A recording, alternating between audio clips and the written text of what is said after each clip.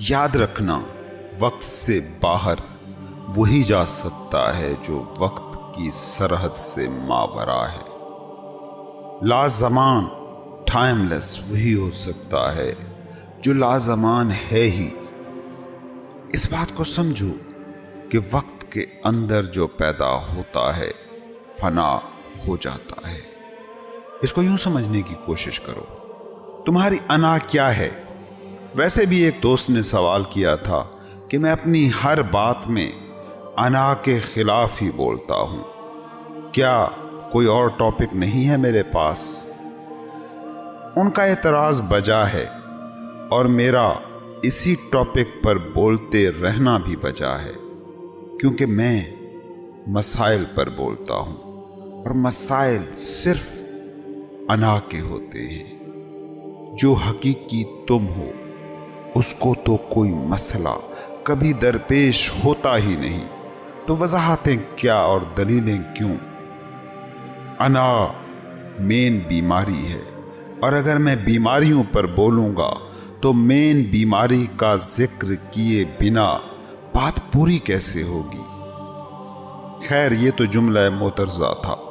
میں بات کر رہا تھا کہ جو چیز وقت کے اندر پیدا ہوتی ہے وہ وقت کے اندر ہی فنا ہو جاتی ہے، اور اس کی بہترین مثال ہے تمہاری انا۔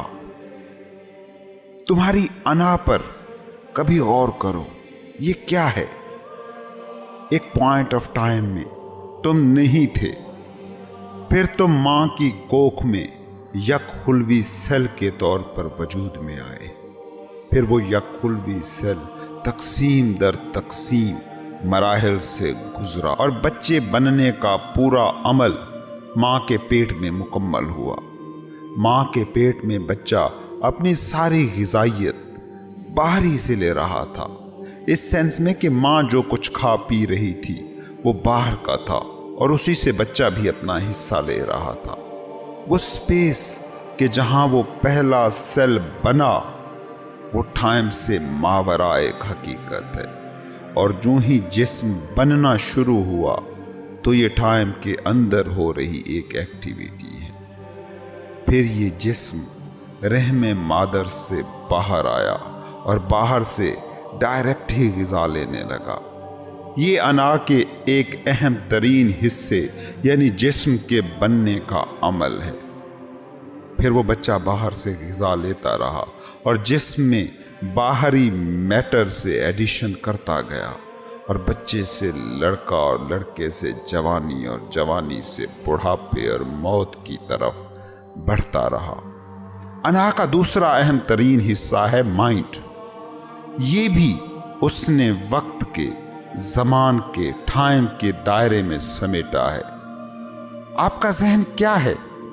بچہ پیدا ہوا، ماں باپ نے ایک نام رکھا، وہ نام اس نے بار بار سن کر ذہن میں ایڈ کیا، پھر اسے بتایا گیا کہ یہ کرو یہ نہ کرو۔ یوں وہ اخلاقی قدریں اپنے زمانے کی روایات اور تمدن کے مطابق دماغ میں ایڈ کرتا رہا۔ پھر سکول، مدرسہ، کالج، یونیورسٹی، ٹی وی، اخباروں اور دنیا نے اسے کتنی ساری چیزیں دی جو اس نے خود میں ایڈ کی۔ یہی ساری معلومات مل کر اس کا مائنڈ کہلاتی ہیں۔ یہ معلومات جمع کرنے کا سارا کھیل کہاں ہوا؟ وقت کے دائرے میں۔ 1 سال کے بچے کا ذہن اور ہوتا ہے، 10 سال کے لڑکے کا دماغ اور ہوتا ہے، 20 سال، پھر 40 سال، پھر 80 سال، اور یوں ہی موت تک مائنڈ امپریشنز اس نے جمع کیے ہیں۔ یہ ہے مائنڈ کی تخلیق کا عمل۔ جسم کی تخلیق اور ذہن کی تخلیق، یہ دونوں عمل ٹائم اینڈ سپیس میں ہوئے ہیں، اور میں نے کہا کہ جو بھی ٹائم اینڈ سپیس میں پیدا ہوتا ہے وہ ٹائم اینڈ سپیس میں فنا ہو جاتا ہے۔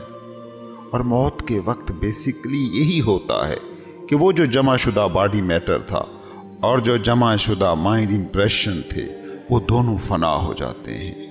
اب ذرا دھیان دیجئے اس خلا پر، اس صفر پر، اس ٹائم اینڈ سپیس سے ماورا پوائنٹ پر جہاں پہلا سیل عدم سے وجود میں آیا تھا۔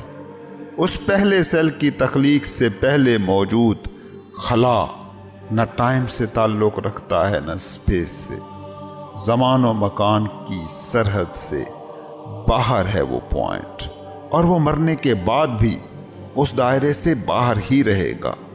وہ جسے تم نے زندگی کہا ہے، وہ جسے تم کانشیسنس کہتے ہو، وہ جسے مذہب کی زبان میں روح کہا جاتا ہے، جس کے رول کی وجہ سے مائنڈ اور باڈی کی تخلیق کا یہ سارا پروسیس شروع ہوا تھا، وہ پوائنٹ زمان و مکان سے باہر ہے، اور جو زمان و مکان سے باہر ہے اس کا فنا کی ٹائم اینڈ سپیس کی دنیا سے کوئی لینا دینا ہی نہیں ہے۔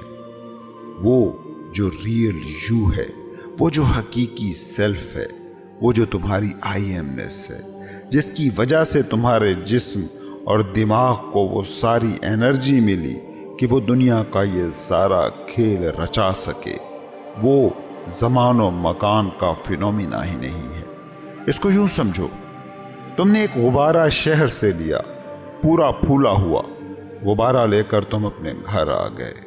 اب یہ غبارہ پھٹ گیا، اس کی ساخت، اس کی شکل، فارم، سب کچھ ختم ہو گیا، لیکن وہ غبارہ جس خلا کی وجہ سے غبارہ تھا، اس کے بارے میں کیا کہو گے؟ کہ کیا وہ خلا بھی فنا ہو گیا؟ یا کیا اس کے بارے میں یہ کہو گے کہ شہر میں غبارے کے اندر جو خلا تھا وہ اور تھا، اور گھر میں غبارے کے پھٹتے وقت جو اس میں خلا ہے وہ اور ہے؟ کیا کہہ سکتے ہو کہ غبارے میں جو خلا تم سمیٹ کر گھر لائے تھے، وہ خلا اب تمہارے گھر میں ہے؟ نہیں، وہ خلا ناقابل تقسیم، ناقابل فنا ہے، کیونکہ وہ ٹائم اینڈ سپیس سے باہر ہے۔ ٹائم اینڈ سپیس میں غبارہ تھا، اس غبارے کو بنانے والا پلاسٹک تھا، وہ غبارے کا ڈھانچہ ایک پوائنٹ آف ٹائم اور پوائنٹ آف سپیس میں تشکیل پایا تھا، اور ایک point of time and space میں وہ فنا ہو گیا۔ لیکن اس غبارے کا غبارہ ہونا جو چیز طے کر رہی تھی، وہ تھی اس میں موجود سپیس، اس کے اندر پھونکا جانے والا خلا۔ اس آشکار غبارے کا آشکار ہونا جس چیز کی وجہ سے تھا، وہ خود نا آشکار تھی۔ یہ ساری مینیفیسٹڈ دنیا بھی ایسے ہی کسی ان مینیفیسٹڈ کی وجہ سے ہے۔ یا اس کو یوں دیکھنے کی کوشش کریں کہ یہ آپ کا جسم ہے، جس میں ایک مائنڈ ایکٹیو ہے۔ موت کے وقت اس میں سے وہ کیا نکل جاتا ہے کہ آپ کے جسم کے سارے خلیے موجود ہوتے ہیں، آپ کا سارا نرو سٹرکچر موجود ہوتا ہے، عصبی ڈھانچہ موجود ہوتا ہے، لیکن کیا چیز ہے جو نہیں ہوتی کہ جس کی وجہ سے اسی سیم ڈھانچے کو جو کل تک زندہ انسان تھا اب لاش کہا جا رہا ہے، اور اس میں زندوں جیسی کوئی ایک بھی خاصیت نہیں بچی۔ اس سارے مینیفیسٹڈ، آشکار، ظاہر و باہر جسم میں سے وہ ان مینیفیسٹڈ حصہ نکل گیا ہے جسے تم زندگی کہتے ہو، جسے تم روح کہتے ہو۔ یہ وہی خلا ہے، وہی گنجائش ہے جو ٹائم اینڈ سپیس سے ماورا ہے۔ کیا مینیفیسٹڈ کے مٹنے سے ان مینیفیسٹڈ بھی مٹ جاتا ہے؟ کیا غبارے کے پھٹنے سے وہ گنجائش بھی مٹ جاتی ہے جو نہ نظر آنے کے باوجود بھی غبارے کو غبارہ بنا رہی تھی؟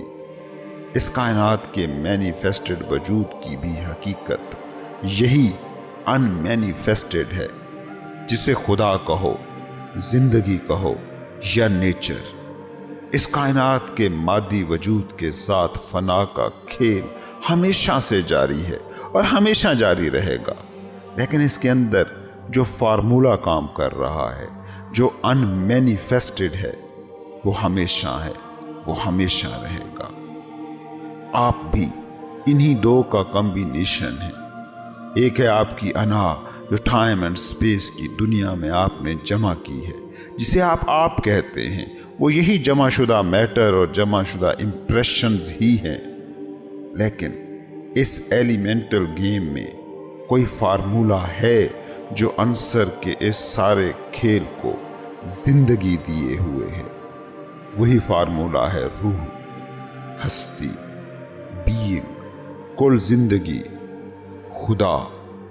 تمہاری انا نمائندہ ہے اس دنیا کی جو ٹائم اینڈ سپیس میں ہے کہ فنا جس کا مقدر ہے، اور تمہارا حقیقی سیلف تم میں حصہ ہے اس ابدیت کا جو لا زوال و لا فنا ہے اور جو ٹائم اینڈ سپیس سے ماورا ہے۔